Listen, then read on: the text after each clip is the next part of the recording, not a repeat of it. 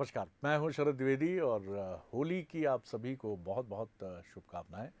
बहुत मंगलमय हो होली का ये त्यौहार। लेकिन होली का ये त्यौहार कोरोना की वजह से हमें सुरक्षा के साथ मनाना है, सोशल डिस्टेंसिंग के साथ मनाना है। लेकिन इस सोशल डिस्टेंसिंग में मास्क लगाए हुए ठहाका लगाने से किसी ने मना नहीं किया। सर, खूब ठहाके लगाइए और बिना मुस्कुराहट के, और या दोस्तों के साथ के और मीठे के नमकीन के किसी त्यौहार का कोई मज़ा नहीं है।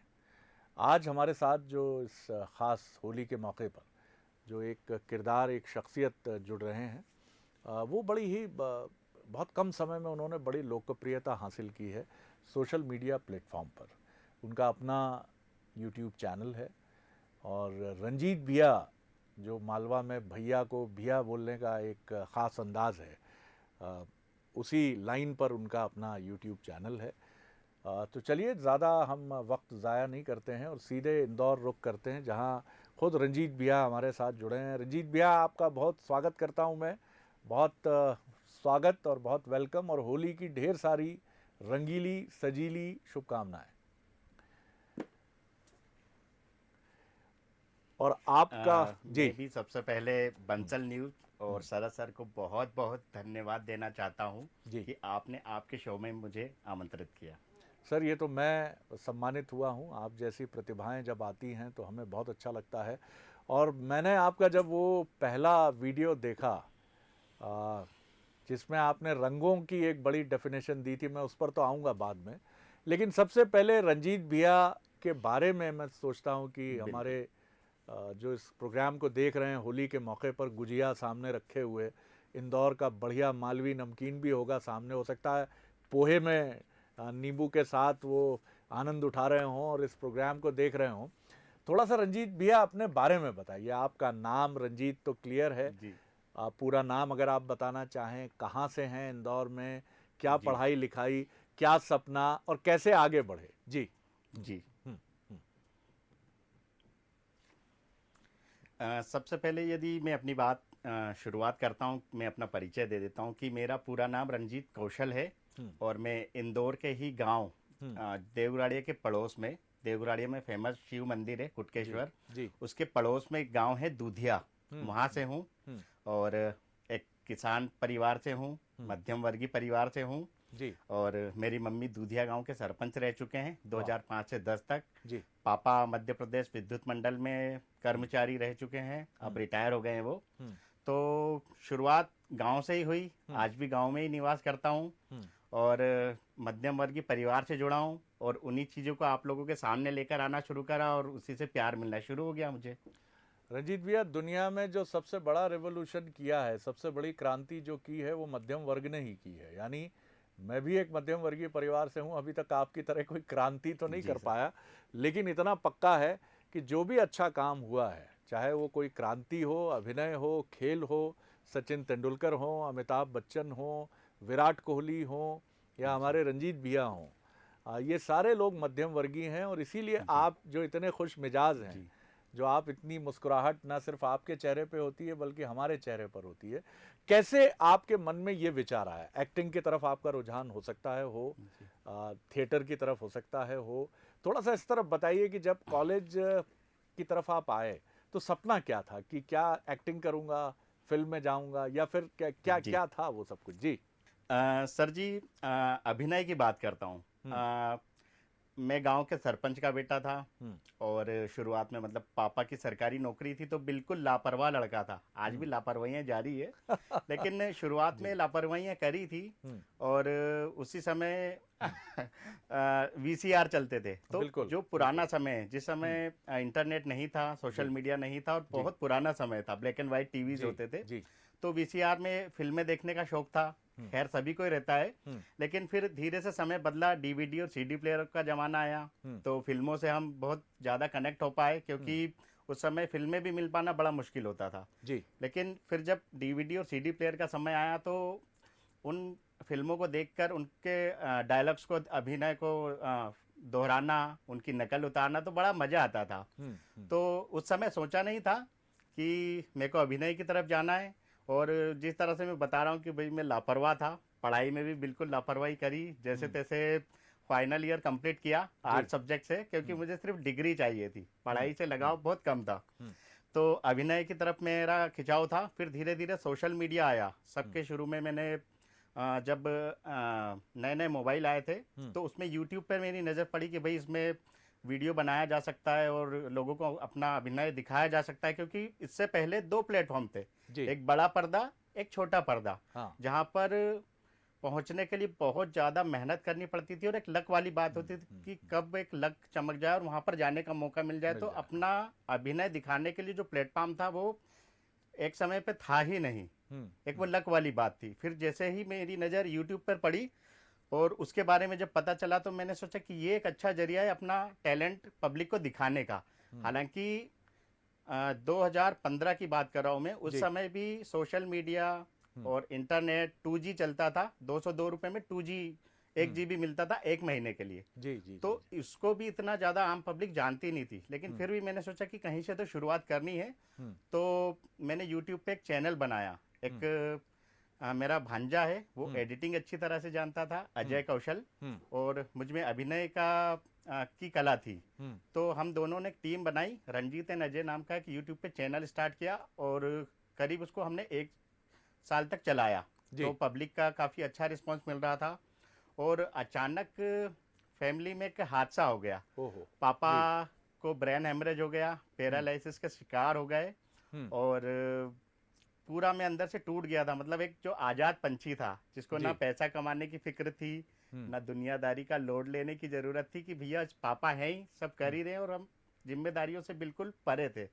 तो जब ये आघात फैमिली पे हुआ तो मैं पूरी तरह से टूट गया और अभिनय से बिल्कुल ब्रेक लग गया, वहीं पर विराम लगा लिया मैंने। जी सर। तो ये कहानी है, देखिए हर व्यक्ति की और एक कलाकार की ज़िंदगी लोगों को मुस्कुराने पर मजबूर करने वाले रंजीत भैया के जीवन में भी चुनौतियां हैं। और ये बात वो मुस्कुराते हुए कह जरूर रहे थे, लेकिन उनके दर्द को हमने बहुत गहराई से महसूस किया। पापा क्या अभी इस दुनिया में हैं? ईश्वर उनको, क्या रंजीत भैया?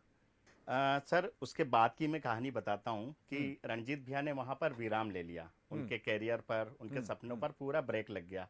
उस समय मेरी शादी भी हो चुकी थी। तो पापा को लकवा आया, ब्रेन हेमरेज हुआ और वो एक हष्ट पुष्ट व्यक्ति से सीधे बिस्तर पर आ गए। जी। तो बिल्कुल शिथिल हो गया था शरीर, बिस्तर पे थे। और हालांकि हम 3 भाई हैं, लेकिन फैमिली की जिम्मेदारी उठाने के लिए मैं सबसे आगे रहता था। हालांकि लापरवाहियों के साथ में, लेकिन जिम्मेदारी निभाना मुझे बखूबी आता था। और जब पापा बीमार हुए तब पूरी रिस्पॉन्सिबिलिटी मेरे ऊपर आ गई। तो भाई हालांकि हम मध्यम वर्गीय परिवार से थे, पैसे की इतनी समस्या नहीं थी, लेकिन फिर भी जब पापा के साथ ये हादसा हुआ तो पूरा परिवार बिखर गया, टूट गया। फिर काफ़ी लंबे समय तक हम लोगों ने अपने आप को संभालने की कोशिश करी। 2015, 16, 17, 18, 19 और ये 20, ये पूरे साल मैंने अपनी फैमिली को और अपने आप को संभालने में लगा दिया। फिर जब 2020 तक मैं आया, सारी जिम्मेदारियां मैं निभाने लग गया और दिमाग स्थिर हो गया, फैमिली में संतुलन बन गया। तब वो अंदर से उस सपने ने दस्तक देना शुरू कर दी कि यार सारी जिम्मेदारियां हर व्यक्ति निभाता है और हमारे जो परिवार की आजीविका है या परिवार को चलाना है या उनको व्यवस्थित करके लेकर चलना, वो जिम्मेदारियां तो हर व्यक्ति करता ही है, लेकिन अपने सपने का भी तो कुछ है। तो शुरुआत में बिल्कुल फिल्मी अंदाज में इस चीज़ की शुरुआत हुई कि एक फिल्म थी 3 इडियट्स। उसमें एक बहुत अच्छी लाइन थी जिसने मेरे जीवन में बदलाव ला दिया कि भाई आज हम जिस सपने के बारे में सोच रहे हैं उसके लिए हमें अभी से कदम उठाना जरूरी रहेगा। और एक समय ऐसा आएगा कि जब हम बुढ़ापे की दहलीज पे खड़े होंगे और वहां से पलट कर देखेंगे तो हम लोग अपने आप में पछताएंगे कि यार उस समय का थोड़ी सी हिम्मत कर लेता तो आज भविष्य कुछ और होता। क्या बात है, तो क्या उस बात है। छोटी सी लाइन ने मेरे जीवन पर बहुत बड़ा प्रभाव डाला और आज रंजीत भैया उस लाइन की वजह से ही आपके सामने। जी सर। सर ये तो बिल्कुल कहानी पूरी किसी किताब और किसी फिल्म की तरह है। और मुझे ये बहुत अच्छा लगा रंजीत भैया कि आपके भीतर एक संवेदनशील मन है। आंखों में आंसू जल्दी आते हैं तो इसका मतलब है कि दिल 24 कैरेट शुद्ध है, आत्मा पूरी तरह पवित्र है। और ये आपसे मिलकर हमें बराबर लगता है। सर होली का मौका है, थोड़ा मुस्कुराने का भी मौका लोगों को दे दें। जरा वो, मैं आपका बड़ा मुरीद हूँ आपके उस आइटम का, वो तो हम दिखाएंगे जी सर। यूट्यूब से लिफ्ट करके, जिसमें आपने रंगों की डेफिनेशन मालवी में जिस अंदाज में दी है सर, उसका जी एक छोटी सी झलक देखने वालों के लिए, होली का मौका है, लोग जी जी बिल्कुल रंगों से सराबोर हो जाएंगे, भीग जाएंगे। जी जी। बिल्कुल। जी, मिलिए रंजीत भैया से। हम्म, सर एक्चुअली होता क्या है कि हमारा, हम्म, जी हमारा जो मालवा है, मैं हम्म, स्पेशली इंदौर की नाम नहीं लूँगा क्योंकि जो लहजा मेरे वीडियोस में होता है या जो मेरे नेचर में होता है वो पूरे मालवा के लिए होता है, मालवा का। उसमें मालवा की मिट्टी की खुशबू होती है। हम्म, तो नॉर्मली होता ये है कि भाई हर जगह जहाँ साफ सुथरी हिंदी का ही उपयोग होता है वहाँ पर जो रंग होते हैं हम्म, उनको सिर्फ रंगों के नाम से जाना जाता है कि हाँ जैसे लाल, हाँ, पीला, हरा, नीला, काला। जी, लेकिन हमारा जो मालवा है हम्म, उसका जो लहजा और उसमें जो मिट्टी की खुशबू, उसमें से इन रंगों का भी फ्लेवर कुछ अलग निकल के अलग आता है। निकलता है जी। तो यहाँ पर जो शब्दों का उच्चारण होता है उसमें रंगों के उच्चारण में उनके एक, मैंने उनका सरनेम का एक नाम जोड़ा है जी। कि हमारे मालवा में रंगों के भी सरनेम होते हैं। हम्म, तो वो किस तरह होते हैं कि जैसे अगर नॉर्मली तरीके से हम कहेंगे कि लाल, हाँ लेकिन हमारे इंदौर में लाल को उसके सरनेम के साथ में जोड़ के बोलेंगे कि हाँ लाल चट, हाँ पीला है तो पीला पट, काला है तो काला कट, नीला नट, हरा कट, सफेद झक, कत्थई कट, गुलाबी गट, नारंगी नट, और अगर ज्यादा लाल हो तो लाल भम। हाँ तो हाँ, इस तरह से हमारे जी मालवा में रंगों का उच्चारण किया जाता है। जी जी। बहुत खूबसूरत, बहुत खूबसूरत।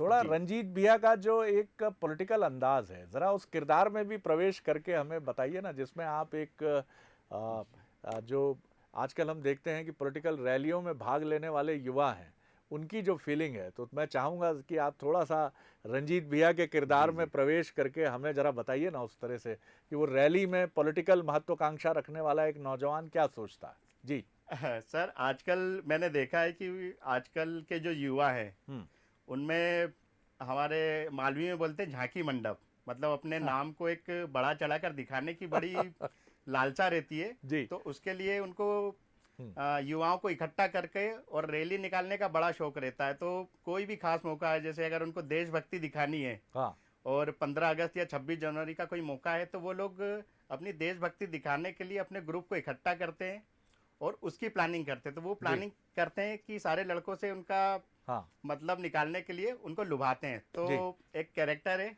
प्लीज। हाँ। रंजीत भैया, वो हम्म, सारे लड़कों को इकट्ठा कर रहे कि हम्म, लड़कों को फोन लगा के बोलेंगे, अरे राकेश, अरे 26 जनवरी का क्या करना है रे? तो उधर से राकेश बोलेगा करना क्या है भैया? अरे यार 26 जनवरी पे झंडे की रैली निकालेंगे ना, ढेर सारी बाइक इकट्ठी करके झांकी मंडप करेंगे, पेपर में फोटो वोटो भी आ जाएगा यार अपना। यार कैसी बात कर रहे हैं यार? जी। तो उधर से लड़के सवाल पूछेंगे कि भैया पेट्रोल कौन डलवाएगा?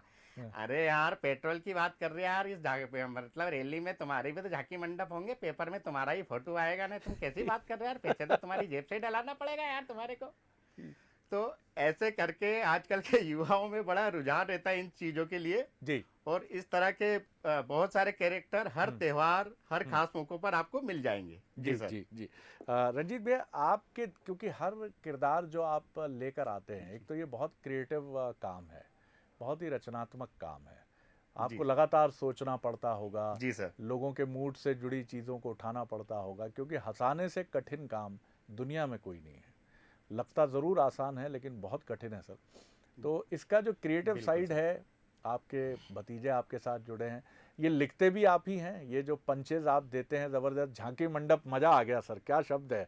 अरे तुम्हारी भी तो झांकी मंडप हो गई यार, गजब कर रहा है यार, पेट्रोल डलवाओ खुद। गजब कर दिया आपने सर, गजब कर दिया, वाह। मुझे भी कभी मौका दीजिएगा, थोड़ा बहुत ये खाकसार भी हाथ आजमा लेता है सर। जी जी।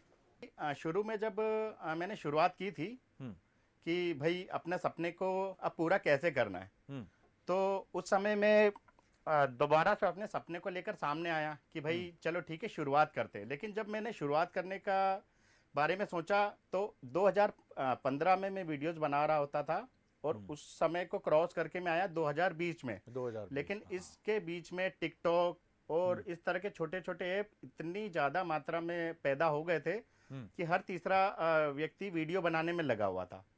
जो काम हम लोग 2015 में किया करते थे और उसको खास माना जाता था, जब मैं 2020 में आया तो पूरी तरह से आम बन गया था और पूरा एक कचरे की तरह हो गया था कि उसमें क्वालिटी की कोई चिंता ही नहीं कर रहा था, बस जो जिसके मन में जो आ रहा था वो कर रहा था। हम्म, तो कदम रुक गए कि यार यहाँ पर तो बिल्कुल कचरा फैला हुआ है, अब इतनी भीड़ में अपने आप को साबित कैसे करूंगा। हाँ हाँ तो दोबारा निराशा हुई और मैंने अपने आप को दोबारा रोका। जी फिर मैंने ध्यान दिया कि यार इंदौरी वीडियोस भी बनती है, हाँ और इंदौर की वीडियोस में मैंने अक्सर देखा है कि उसमें अधिकतर खाने पीने की चीज़ों का ही जिक्र ज़्यादा होता था। जी पोहा, जलेबी, समोसा, कचौरी, छप्पन, सराफा, राजबाड़ा। इससे आगे मैंने इंदौरी वीडियो में कुछ देखा नहीं, तो एक किरण जगी आशा की यार इंदौर में बाकी भी चीज़ें होती, बाकी भी पहलू होते हैं। तो बस वो किरण यही थी कि मैं बाकी के पहलुओं को रंजीत भैया सामने लेकर आएंगे जनता के। उसके अलावा मैंने दूसरी चीज़ों को भी देखा कि भाई जिस तरह से हमारा इंदौर सफाई में नंबर 1 बना है, तो और भी काफ़ी सारे पहलू है जिनके बारे में हमें बात करना चाहिए, जैसे ट्रैफिक हो गया, या लोग थूक देते हैं रोड पर, इस तरह के छोटे छोटे। तो उन मुद्दों के विषय में भी बात करनी थी। तो एक तो हमें लोगों का मनोरंजन भी करना था, मुझे अवेयर भी और करना दूसरा एक जिम्मेदार इंदौरी भी बनना था कि एक मजाकिया। जी सर, बिल्कुल बिल्कुल। तो जी, तो शुरुआत मैंने जिम्मेदारी वीडियो से करी। मैंने कोरोना के अवेयरनेस को लेकर वीडियो बनाया, और ट्रैफिक से रिलेटेड वीडियो बनाया, सफाई से रिलेटेड बनाया। तो उसमें एक स्तर तक परफॉर्म जा रही थी कि पब्लिक तक मेरी बात जा रही थी, और एक अच्छा रिस्पॉन्स कि हाँ भाई कोई जिम्मेदार बंदा है। हाँ। और तब तक मेरे को यूट्यूब पे लगभग मुझे 100 या 200 या 250 व्यूज़ आते थे सर। वाह। फिर मैंने एक बार सोचा कि चलो एक कॉमेडी वीडियो बनाकर देखते हैं। तो मैंने एक वीडियो बनाई कि भाई हमारे इंदौर के लोग कस्में किस तरह से खाते हैं, जिस तरह से अभी रंगों वाला वीडियो था। हाँ। इसके पहले एक वीडियो बनाया था इंदौरी कस्में। हाँ, बताइए ना उसकी तो झलक थोड़ी सी। इंदौरी कस्मों के बारे में मैं आपको बता देता हूँ कि भाई पूरे इंडिया में पूरे इंडिया में नॉर्मली कसम खाते कि माँ कसम या भगवान कसम, लेकिन हमारे इंदौर में इंदौरी कैरेक्टर या मालवी कैरेक्टर ऐसा होता है कि वो हर स्थिति में, हर कंडीशन में कसम खाने की काबिलियत रखता है। जैसे ही मैं यहाँ बैठा हूँ, तो भाई मैं यहाँ बैठा हूँ तो अरे ये पढ़ाई रोजी की कसम है यार, झूठ बोलूंगा क्या? या ऊपर आसमान की तरफ हाथ करेगा, अरे ये नीले आसमान के नीचे खड़ा हूँ, झूठ बोलूंगा क्या? या पेड़ के नीचे खड़ा, अरे हरे झाड़ के नीचे खड़ा हूँ यार। तो इस तरह की हर सिचुएशन में इंदौरी आदमी या मालवी आदमी कसम खाने की काबिलियत रखता है। तो ये वाला जीवन का एक पल इंदौर में से मैं निकाल कर लाया वीडियो के जरिए, और वो वीडियो को इतना प्यार मिला कि वो हमारे इंदौर के अलावा पूरा एमपी और पूरे इंडिया में घूम फिर कर दोबारा से मेरे पास आया। और इतनी सारी जनता की और खास लोगों की प्रतिक्रियाएं मुझे मिली कि जो मेरा एक सपना था वो मेरे को पूरा होता नजर आया उस एक वीडियो के माध्यम से। सर उसकी थोड़ी झलक प्रस्तुत नहीं करेंगे तो मजा नहीं आएगा रंजीत भैया, मजा नहीं आएगा अगर हम आगे बढ़ जाएंगे उसको छोड़ के। तो वो कसम की तरह 4-5 की हरे झाड़ की कसम यार, वैसे उसकी कसम उसकी कसम, आनंद आ जाएगा सर। थोड़ा सा जरा है जी जी। अरे भैया, अरे बुआ ये गोरा साथ में झूठ बोलूंगा क्या? अगर कुछ खा रहा हूँ, अरे अन्ना हाथ में यार भैया, झूठ बोलूंगा क्या यार? तेरे को यकीन नहीं हो रहा ना भाई, ये रोजी पे बैठा हूँ। अरे नहीं साहब, ये लक्ष्मी हाथ में यार, झूठ बोलूंगा क्या? ओ काका, ये हरे झाड़ के नीचे खड़ा हूँ। नहीं भाई, दिया बत्ती के टाइम उधार नहीं करूँगा यार। नहीं, अरे ये जल हाथ में भैया, ये नीले आसमान के नीचे खड़ा हूँ क्या? ये मंदिर की तरफ हाथ है अपना। भाई बात पैसे की नहीं यार, ये पढ़ाई रोजी पे खड़ा हूँ यार। तो इस तरह की कस्में हैं जो हमारा इंदौरी आदमी हर सिचुएशन में खाने की काबिलियत रखता है। गजब गजब गजब, जो इस तरह से आप आगे बढ़े। सर होली का मौका है और कोरोना साहब भी हमारे सामने खड़े हैं। कोरोना के लिए जो आपने अवेयरनेस का वीडियो बनाया वो किस तरह का था, उसका अंदाज़े बयां कैसा था? जी सर, जो कोरोना की अवेयरनेस की जो वीडियो थी, हालांकि ये गंभीर मुद्दा है इसलिए इसका मैंने मजाक नहीं उड़ाया था। बिल्कुल सही है। इसको गंभीरता से मैंने प्रेजेंट किया था। और उस समय नया नया लॉकडाउन खुला था, और उस समय हमने देखा था कि भाई पूरा इंदौर अपने घरों से निकलकर 56 दुकान पर टूट पड़ा था खाने के लिए। तो वो पल ने मेरे को झकझोर कर रख दिया कि भाई अभी कोरोना की वैक्सीन नहीं आई है और इसका इलाज नहीं निकला, लेकिन भीड़ को लॉकडाउन से छुटकारा दिया ताकि वो अपनी थोड़ा सा जो घर में हमारा गल्ला खाली हो गया था, पर्स खाली हो गई थी, जेब खाली हो गई थी, उसमें कुछ पैसा जा सके। लेकिन उसको दरकिनार करते हुए लोगों ने लापरवाहियां करना शुरू कर दी थी, जो मुझे बहुत बुरा लगा था। तो पब्लिक को डांटने के लिए एक्चुअल में वो वीडियो मैंने बनाया था सर।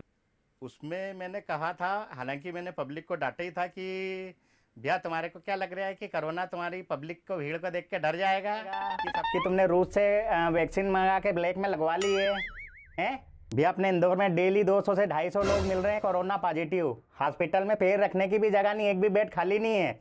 और लोग अपनी जीवन के टेस्ट के चक्कर में भीड़ में एंजॉय करने निकल रहे हैं। जितने आपने सर। अब तक एक यूट्यूबर के नाते जितने वीडियोस आपने अब तक अपलोड किए हैं, हज़ारों में उनकी संख्या हो सकती है, सैकड़ों में हो सकती है, उसमें आपके जी सर। दिल से लगा हुआ कौन सा है? जी सर, तो एक इमोशनल टच के साथ में एक स्टोरी मेरी रह गई थी, जी उसके साथ में मैं यहाँ तक आता हूँ जी जी कि जब मैंने शुरुआत की थी सर। आज के समय, तो मैं एक मैरिड बंदा हूँ, मेरे 2 बच्चे हैं, फैमिली की रिस्पॉन्सिबिलिटी है। तो जब मैंने शुरुआत करी तो इन लोगों के बारे में सोचा जो हमारे को देख रहे होते, जो हमारे बहुत ही करीबी होते, क्योंकि जिस तरह से टिकटॉक पर लोग हरकतें कर रहे थे उस हिसाब से वीडियो बनाना एक बेवकूफ़ी की तरह माना जाता था।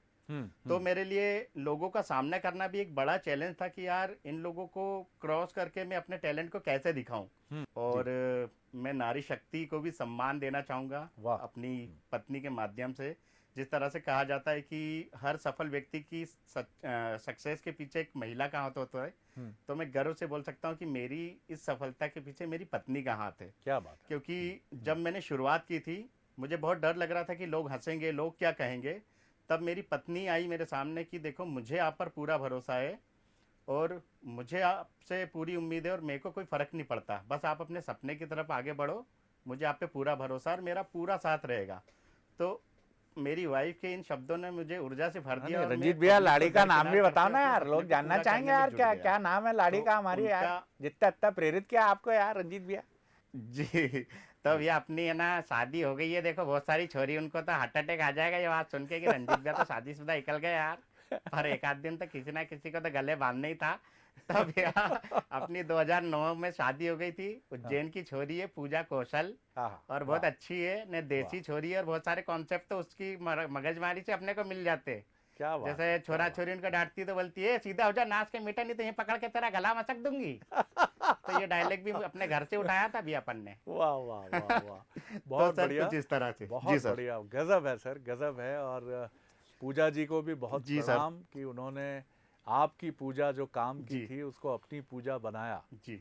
और 2 प्यारे प्यारे बच्चे, प्रणाम। और बाबूजी से जो आपका जुड़ाव है सर, मैं भीग गया जी। होली के रंगों में तो डूबा हूँ ही, लेकिन प्रेम के रंगों में भी डूब गया कि एक जॉइंट फैमिली, एक ऐसा नौजवान जिसके पास कोई मजबूत नौकरी नहीं है, वो अपने बाबूजी के लिए इतना डूबा प्रेम में कि 3-4 साल उसने दुनिया की खबर ही नहीं ली। बाबूजी बहुत अच्छे से उनकी छत्र छाया बनी रहे, ये तो मैं शुभकामना आपको देता ही हूँ। और ये ज़रूर मैं जानना चाहूँगा ख़त्म करते हुए इस कार्यक्रम को कि आगे आप क्या सपना देखते हैं, और अगर उस सपने को रंजीत भैया अपने ख़ास अंदाज में बताएंगे तो और मज़ा आएगा कि आगे के लिए आपने क्या सोचा है। कभी फिर आपसे बड़ी लंबी बातचीत के लिए मैं बैठूंगा, अभी दिल नहीं कर रहा कि मैं आपसे ये बातचीत ख़त्म करूं, लेकिन वक्त की बंदिश ऐसी है। तो रंजीत भैया जो हैं वो मालवी में हमें बताएं ज़रा कि क्या सोचते हैं फ्यूचर के लिए। और ज़िंदगी में खूब मज़ा आ रहा है अभी तो रंजीत भैया, टकाटक चल रही टनाटन। बिल्कुल बिल्कुल। तो सर जी, सबसे पहले तो गंभीर होकर एक बात कहना चाहता हूँ कि मेरा जो सपना है सिर्फ अपने स्वार्थ के लिए नहीं है। जिस तरह से रंजीत भैया को सक्सेस मिली है, हालांकि इसको मैं सक्सेस नहीं कहूँगा, कामयाबी बहुत ऊपर है, लेकिन जिस तरह से मेरा एक नाम उभर कर इंदौर में सामने आया तो एक जिम्मेदार नागरिक के रूप में लोग मुझसे अपेक्षाएं रखना शुरू कर दिए। लोगों के मेरे पास में मैसेजेस आते कि भैया ब्लड की ज़रूरत है, आपका इतना नाम हो गया, प्लीज़ ब्लड की अरेंज करिए। ट्रैफिक से रिलेटेड लोग सवाल पूछते कि सर ऐसा कैसे सुधरेगा, और स्वच्छता के बारे में लोग सवाल पूछते हैं। कल एक लड़के का कॉल आया कि भैया मेरे को नौकरी नहीं लग रही, प्लीज़ आप मुझे नौकरी लगवा दो। तो ये जिम्मेदारियां भी रंजीत भैया के कंधों पर आ गई है। और उसके अलावा एक जो रंजीत भैया का सपना है कि वो अपने भविष्य में क्या देखते हैं, तो भैया देखो अपने को तो क्या है, भविष्य में ना अपने इंदौर की जिम्मेदारी के साथ साथ बम्बई भी नजर आ रही है ना, बम्बई भी दस्तक दे रही है। तो तुम कहोगे या तुम्हारा आशीर्वाद तुम्हारे भाई के हाथ सर के ऊपर रहेगा ना, तो बहुत जल्दी वहाँ बम्बई भी पहुंच जाएंगे ना, कोई सी पिक्चर में हीरो हीरोइन के साथ काम करते नजर आएंगे यार भैया। तो तुम्हारी जो दुआएं हैं न, तुम्हारा प्यार है न, तुम्हारे आशीर्वाद का हाथ है, वो तुम्हारे भाई के सर पे रख के रहना भैया। चलो भैया आओ। बिल्कुल। और ये हाथ आपके प्रशंसकों का, हमारी शुभकामनाओं का आपके सर पर हमेशा है रंजीत भैया। गांव का रंजीत भैया है और इंदौर के पास का एक रंजीत भैया है। वो चाहे मुंबई में जुहू में एक फ्लैट ले ले जी, मर्सिडीज में चलना शुरू कर दे, लेकिन वो रंजीत भैया बना रहेगा तो बड़ा सुकून मिलेगा सर। और आपको देखकर मुझे ये इत्मीनान तो होता है कि हमारा ये रंजीत भैया शोहरत की बुलंदियों पर भी कहेगा, क्या यार शरद भैया क्या बात कर रहा है यार, अपने छोटे भाई पे हाथ तो रखा है यार अच्छे से आपने सर पे यार, उसी की वजह से तो यहाँ तक आए हो, क्या बात कर रहे हैं यार, वहाँ खिलाओगे नहीं खिलाओगे। बहुत शुक्रिया एक बार फिर रंजीत भैया, आपको होली की ढेर सारी शुभकामनाएं, खूब तरक्की करिए, खूब आगे बढ़िए, इंदौर, मालवा, जी मध्य प्रदेश, भारत सबके साथ जुड़िए, खूब मेहनत करिए, ढेर सारी शुभकामनाएं, होली की शुभकामनाओं के साथ एक बार फिर आपको। तो ये थे रंजीत भैया, यूट्यूब पर इनके चैनल पर ज़रूर जाइए, आपके लिए एक बड़ा खाटी एक मनोरंजन है, और मालवी बड़ी अच्छी भाषा है सर, बड़ा आपको कोई दिमाग पे जोर नहीं डालना पड़ेगा, एक बड़ी सिंपल और बड़ी समझ में आने वाली और बड़ी सटायर की लैंग्वेज है। आप ज़रूर उसको सुनिएगा, खूब लुत्फ़ उठाइएगा होली के साथ, बढ़िया लेकिन सुरक्षित होली खेलिए, डिस्टेंस के साथ होली खेलिए। खेलिए मतलब सर कल्पना करिए, रंजीत भैया को सुनिए, उसी में आप होली के रंगों में सराबोर हो जाएंगे। इजाज़त दीजिए, नमस्कार।